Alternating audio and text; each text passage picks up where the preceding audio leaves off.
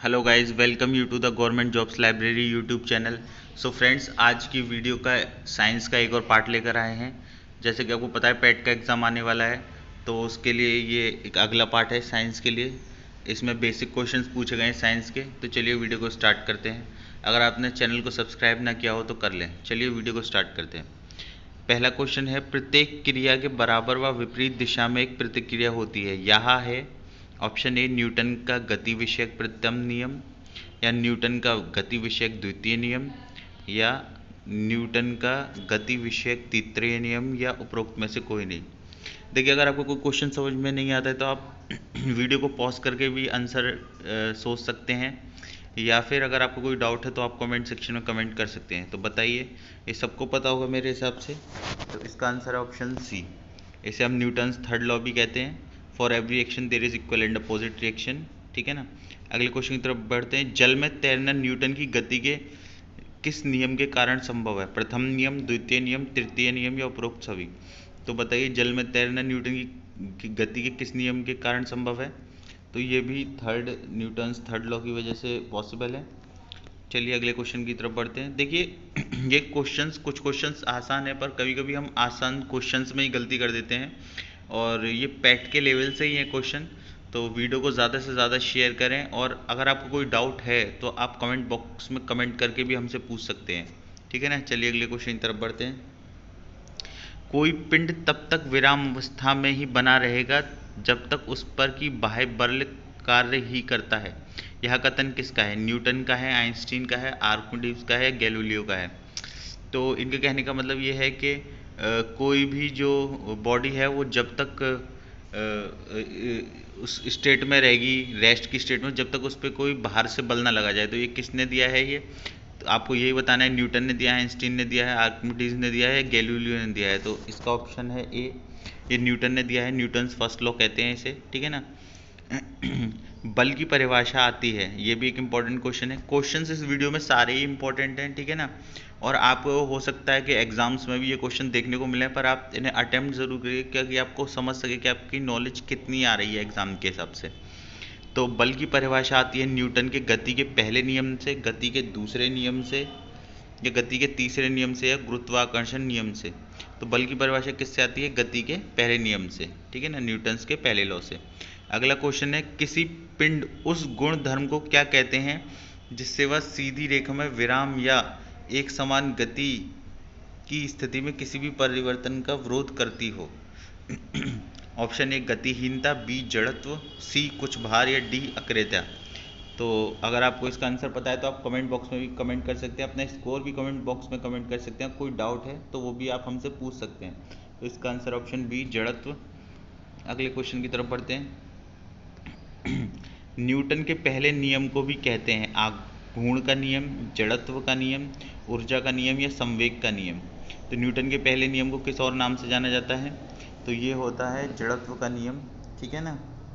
इसका आंसर है बी, जड़त्व के नियम से भी जाना जाता है इसे। अगला क्वेश्चन है, गाड़ी खींचता हुआ घोड़ा किस बल के कारण आगे बढ़ता है? तो आपको बताना है कि गाड़ी खींचता हुआ घोड़ा किस बल के कारण आगे बढ़ता है। गाड़ी द्वारा घोड़े पर आरोपित बल से, या घोड़ी द्वारा गाड़ी पर आरोपित बल से। ठीक है ना।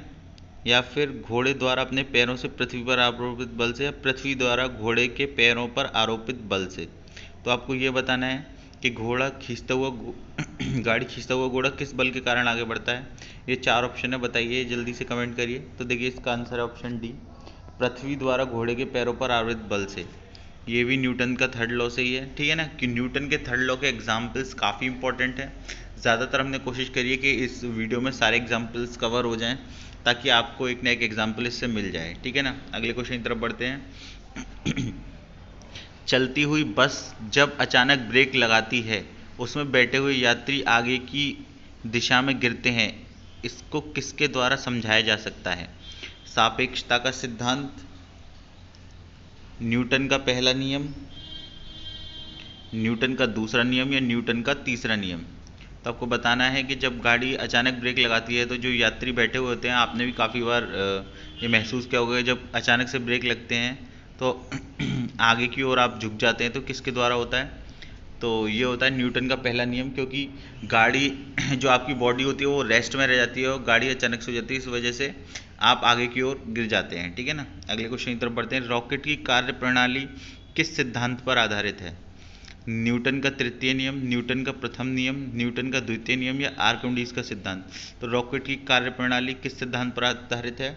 यह है न्यूटन का थर्ड लॉ। ठीक है। अगले क्वेश्चन की तरफ बढ़ते हैं।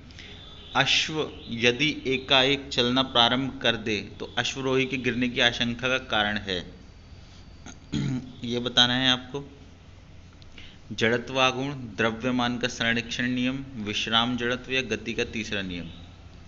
तो आपको बताना है कि ये किसकी वजह से होता है। तो देखिए इसका जो आंसर है वो है ऑप्शन सी, विश्राम जड़त्व, क्योंकि वहाँ पर आपकी बॉडी तो रेस्ट में रह जाती है और घोड़ा चलना चालू कर देता है, इस वजह से आपकी गिरने की संभावनाएं बढ़ जाती हैं।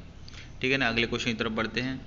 क्रिकेट का खिलाड़ी तेजी से आती हुई बॉल को क्यों अपने हाथों को पीछे खींचकर पकड़ता है? आपने देखा होगा जब कभी कैच करते हैं तो जो कैच लेने वाला फील्डर होता है वो अपने हाथों को पीछे की तरफ करता है कैच लेते टाइम। तो आपको यही बताना है कि इसका क्या कारण है।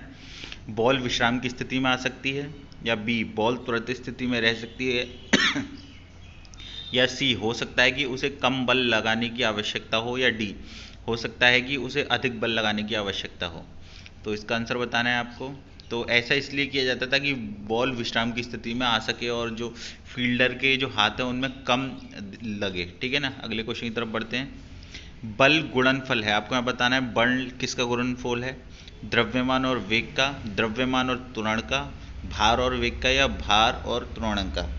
ठीक है ना। तो बल किसका गुणनफल होता है? द्रव्यमान और त्वरण का। ये किससे डेफिनेशन निकल कर आती है? ये न्यूटन के सेकंड लॉ से आती है। F is equal to M into A, यानी कि force is equal to mass into as relation, यानी कि द्रव्यमान और त्वरण का जो गुणनफल होता है उसी को हम बल कहते हैं। ठीक है। ये न्यूटन के सेकंड लॉ में आप देख सकते हैं।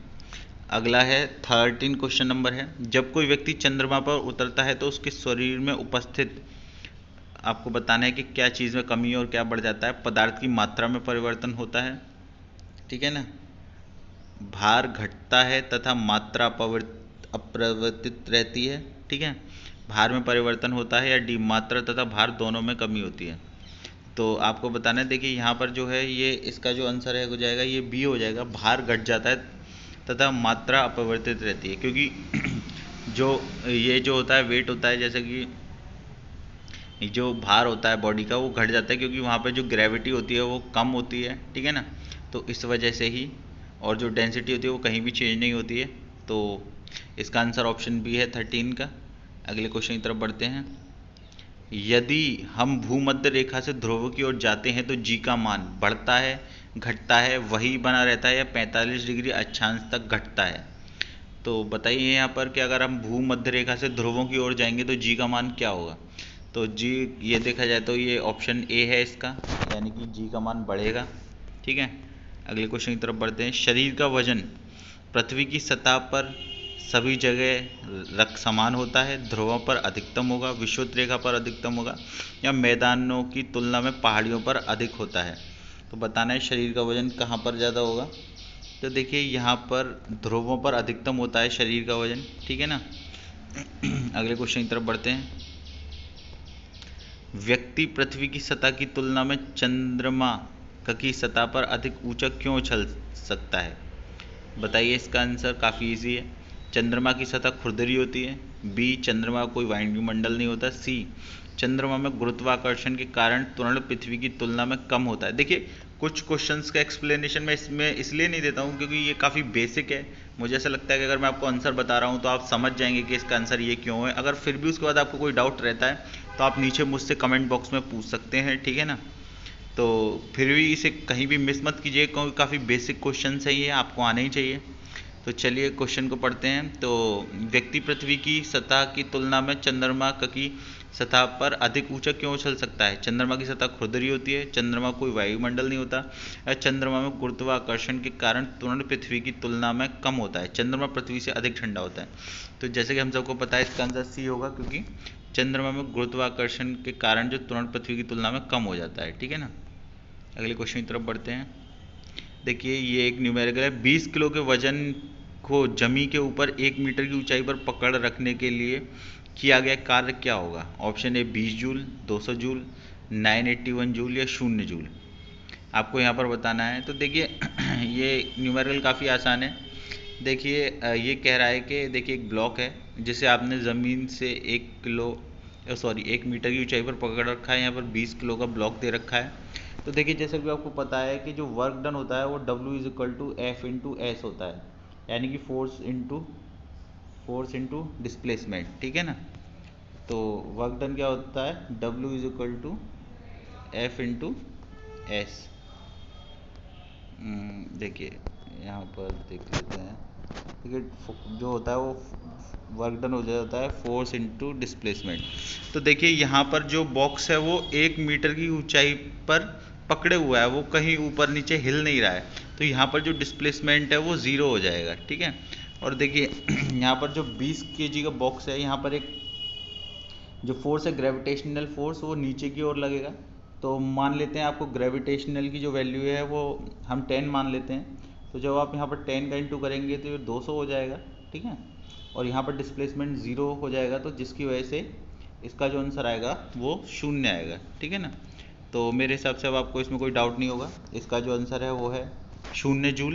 देखिए आपको ये भी पता होना चाहिए जो ग्रेविटेशन है उसकी वैल्यू क्या होती है।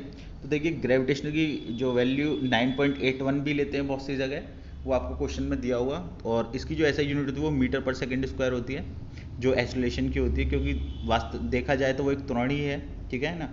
और कभी कभी आपसे ग्रेविटेशनल कांस्टेंट की वैल्यू और यूनिट पूछ लेता है, तो वो भी मैं आपको बता देता हूँ। देखिए ग्रेविटेशनल कांस्टेंट को कैपिटल G से रिप्रेजेंट किया जाता है, जिसकी जो वैल्यू होती है वो 6.67 होती है, 6.67 इंटू 10⁻⁻11, ठीक है। और देखिए मैंने 10⁻⁻11 है, ठीक है। और इसकी जो यूनिट होती है वो न्यूटन पर केजी स्क्वायर, ठीक है ना, पर केजी स्क्वायर मीटर स्क्वायर होती है, ठीक है। तो अगले क्वेश्चन की तरफ बढ़ते हैं। अगर आपको कोई डाउट हो तो इसमें पूछ लीजिएगा, क्योंकि इसमें थोड़ा टाइपिंग जो लिखावट है वो सही नहीं हो पा रही है। अगला क्वेश्चन है, एक व्यक्ति की दीवार को धक्का देता है, उस पर विस्थापित करने में असफल रहता है, तो वह करता है कोई भी कार्य नहीं, ऋणात्मक कार्य, धनात्मक परंतु अधिकतम कार्य या अधिकतम कार्य। तो देखिए इसका जो आंसर है वो है ऑप्शन ए, कोई भी कार्य नहीं करता है, ठीक है ना। अगले क्वेश्चन की तरफ बढ़ते हैं। पहाड़ी पर चढ़ता एक व्यक्ति आगे की ओर झुक जाता है क्योंकि तेज चल सकता है, फिसलने की संभावना कम हो जाती है, शक्ति के संरक्षण हेतु या स्थायित्व बढ़ाने के लिए। तो इसका जो आंसर है वो ऑप्शन डी हो जाएगा, स्थायित्व बढ़ाने के लिए। अगले क्वेश्चन की तरफ बढ़ते हैं। पीसा की, देखिए ये क्वेश्चन काफ़ी इंपॉर्टेंट है। देखिए ये जो क्वेश्चंस मैंने इसमें लिए हैं एनसीईआरटी बेस्ड हैं, और आपके पैट में जो है वो एनसीईआरटी बेस्ड क्वेश्चन ही पूछे जाएंगे, प्रारंभिक यानी कि बेसिक नॉलेज। तो ये बेसिक नॉलेज के लेवल के क्वेश्चन है, तो इसे ज़रूर से ज़रूर अटेम्प्ट कीजिए। वीडियो को ज़्यादा से ज़्यादा शेयर कीजिए और लाइक करिए हमारी वीडियो को, और चैनल को सब्सक्राइब करना ना भूलें, क्योंकि यहाँ पर हम हर गवर्नमेंट जॉब अपडेट प्रोवाइड कराते हैं, साथ ही साथ ऐसे क्विज प्रोवाइड कराते रहते हैं जो हर एग्ज़ाम में आपके लिए यूज़फुल रहने वाले हैं, ठीक है ना। तो यहाँ पर पूछा, पीसा की ऐतिहासिक मीनार तिरछी होते हुए नहीं गिरती है क्योंकि इसके गुरुत्व केंद्र से जाने वाली ऊर्ध्व रेखा आधार से होकर जाती है, या इसके गुरुत्व केंद्र से होकर जाने वाली ऊर्ध्व रेखा आधार से होकर नहीं जाती है, इसके पीछे ईश्वरीय प्रभाव या एक आश्चर्य है। तो देखिए नीचे के जो सी और डी हैं वो तो अपने आप ही एलिमिनेट हो गए। इसका जो आंसर है वो है बी, इसके जो गुरुत्व केंद्र से जाने वाली ऊर्ध्व रेखा है आधार से होकर जाती है। तो आज का वीडियो बस इतना ही। अगर आपको कोई डाउट हो तो आप कमेंट बॉक्स में पूछ सकते हैं, ठीक है ना। वीडियो को ज़्यादा से ज़्यादा शेयर करें और अपना स्कोर कमेंट करें, ठीक है ना friends. All the best for your exam, and channel को सब्सक्राइब करना ना भूलें। Thank you friends.